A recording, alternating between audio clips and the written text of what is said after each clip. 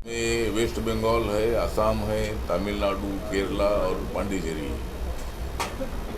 तो 5 राज्यों में रिपब्लिकन पार्टी ऑफ इंडिया जो पार्टी मेरी पार्टी है, ये पार्टी सभी राज्यों में चुनाव लड़ने का निर्णय हमने ले लिया है। और इलेक्शन कमीशन ने हमें तमिलनाडु स्टेट में हेलीकॉप्टर ये सिंबल हमको दे दिया है। और बाकी के 4 राज्यों में कप और सॉसर क्या कप प्लेट हाँ, कप और प्लेट जो है ये सिंबल इलेक्शन कमीशन ने हमको दे दिया है। हमारी लोकल लेवल पर बीजेपी के साथ चर्चा तो शुरू है। और एक तो वेस्ट बंगाल में दलितों का परसेंटेज कम से कम 36% है। वहाँ अगर रिपब्लिकन पार्टी बीजेपी के साथ रहेगी तो बीजेपी को अच्छा फायदा है। और वहाँ जो दिलीप घोष वहाँ के जो प्रेसिडेंट है उनके साथ हमारे मृत्युंजय ममली वहाँ के अध्यक्ष है, उनकी बातचीत चल रही है। और आरपीआई को एक 4-5 सीट मिलनी चाहिए, इसी तरह की हमारी कोशिश है वेस्ट बंगाल में। और वेस्ट बंगाल में नरेंद्र मोदी जी के नेतृत्व को बहुत बड़ी सफलता, बहुत बड़ा सपोर्ट मिल रहा है। और माननीय ममता बनर्जी की सरकार 10 साल से वहाँ है, तो वहाँ के लोगों का भ्रम निराश हुआ है। जिस तरह वहाँ का डेवलपमेंट होना चाहिए था वैसा डेवलपमेंट नहीं हुआ है। और इसीलिए लोगों में ममता बनर्जी के सरकार के बारे में नाराज़गी है। और वहाँ जो वामपंथी 25-26 साल तक सत्ता में रहे, लेकिन वामपंथियों की ताकत बहुत वहाँ कमज़ोर हो चुकी है, क्योंकि माननीय ममता बनर्जी के पार्टी ने वामपंथी लोगों को हराने का काम किया था। अब भारतीय जनता पार्टी और आरपीआई मिलकर ममता बनर्जी को हराने की कोशिश करने के लिए मैदान में खड़े हैं। और अभी वो दिन बहुत ज़्यादा दूर नहीं है कि वहाँ बीजेपी की सरकार वहाँ आएगी। और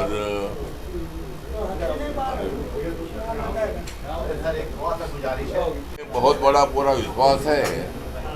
और 200 से ज़्यादा सीटें बीजेपी को वहाँ मिलेगी। और आरपीआई की स्ट्रैटेजी है कि 5 राज्यों में हम बीजेपी के साथ अलायंस करना चाहते हैं, लेकिन अगर कोई सीटों पर अगर कोई कॉम्प्रोमाइज़ होता नहीं है तो कुछ सीटों पर आरपीआई अपने बलबूते पर चुनाव लड़ेगी और बाकी के जगह पर बीजेपी का समर्थन करेगी। अभी 5 राज्यों में हमें पूरा विश्वास है कि वेस्ट बंगाल में और असम में, पांडिचेरी में, ये 3 राज्यों में हमको बीजेपी को 100% सफलता मिलेगी, ऐसा हमें पूरा विश्वास है। बाकी के जो 2 राज्य है उसमें तमिलनाडु में जो AIADMK और बीजेपी का अलायंस है, वहाँ भी रिपब्लिकन पार्टी उनके साथ रहने वाली है।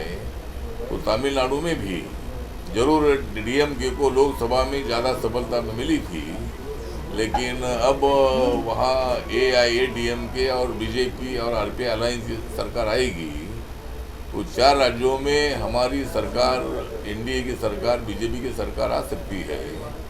और केरला में भी लोग परिवर्तन चाहते हैं। केरला में एक बार वामपंथी, एक बार कांग्रेस हमेशा सत्ता में उधर आए हैं, लेकिन वहाँ के लोगों का मूड भी बदलता जा रहा है। और वहाँ बीजेपी को सत्ता में आने का मौका देने की भावना वहाँ के लोगों की है। तो 5 राज्यों में भी बीजेपी को सफलता मिल सकती है और रिपब्लिकन पार्टी बीजेपी के साथ रहेगी। दूसरी बात यह है कि जिस तरह 6-6.5 सालों में नरेंद्र मोदी सरकार ने जो आम आदमी के लिए काम किया है, मिडिल क्लास के लिए काम किया है और लोगों का मन जीत लिया है। जिस तरह आप लोग जानते हैं कि भाई उत्तर प्रदेश में लोकसभा के चुनाव में यहाँ सपा बसपा एक साथ आए लेकिन 8-9 सीटों पर खाली फर्क पड़ा और समाजवादी पार्टी को इसका कोई फायदा हुआ नहीं। बहुजन समाज पार्टी के 9 लोग चुनकर आए और बहुजन समाज पार्टी का 2014 में एक भी एमपी का नहीं था, लेकिन सपा के सपोर्ट के कारण उनके 9 एमपी चुनकर आए।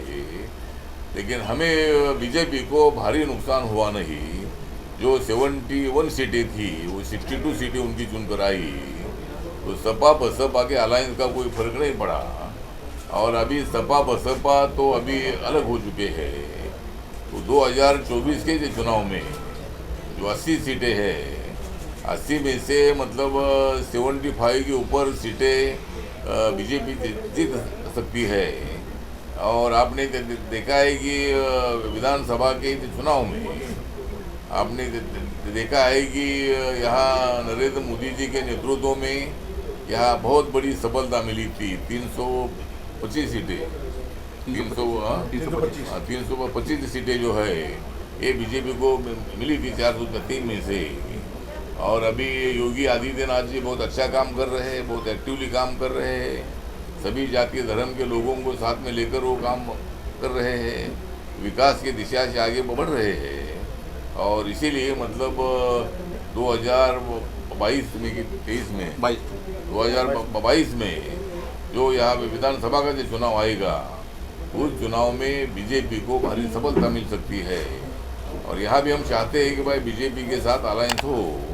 अगर रिपब्लिकन पार्टी आज सुबह से मैं लगातार 9-9:30 बजे से मैं इधर आया हूँ और पूरे स्टेट के कई जिलों से कम 40-45 जिले से ज़्यादा जिलों के कार्यकर्ता मुझे मिले और बहुत सारे लोग पार्टी में जुड़ गए हैं, जुड़ना चाहते हैं।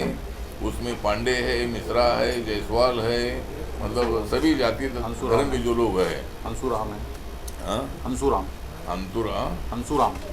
अंतुरामा मतलब सभी जाति के जो लोग हैं ये पार्टी में आ रहे हैं और बहुजन समाज पार्टी पर बहुत ज़्यादा नाराज़गी बढ़ती जा रही है। मायावती के नेतृत्व पर बहुत बड़ी नाराज़गी लोगों में फैलती जा रही है और वो लोग रिपब्लिकन पार्टी की तरफ आ रहे हैं। जो रिपब्लिकन पार्टी के लोग जो बीएसपी में गए थे वो दोबारा रिपब्लिकन पार्टी में आना चाहते हैं।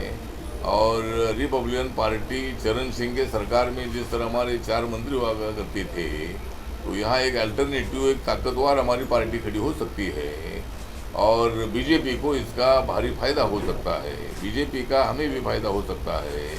तो इसलिए आज 7:30 बजे मैं योगी आदित्यनाथ साहब से हमारी मुलाकात है, उनको मैं मिलने वाला हूँ।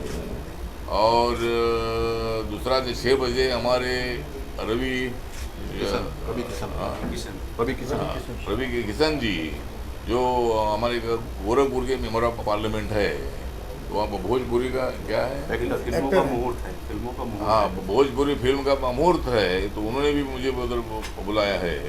जो 75 जिले जो यूपी में है, तो बहुत सारे जिलों के कार्यकर्ता इधर आ गए हैं। उनके साथ मैं संवाद करने वाला हूँ और रिपब्लिकन पार्टी हर जिले में मजबूत करने का हमारा संकल्प है।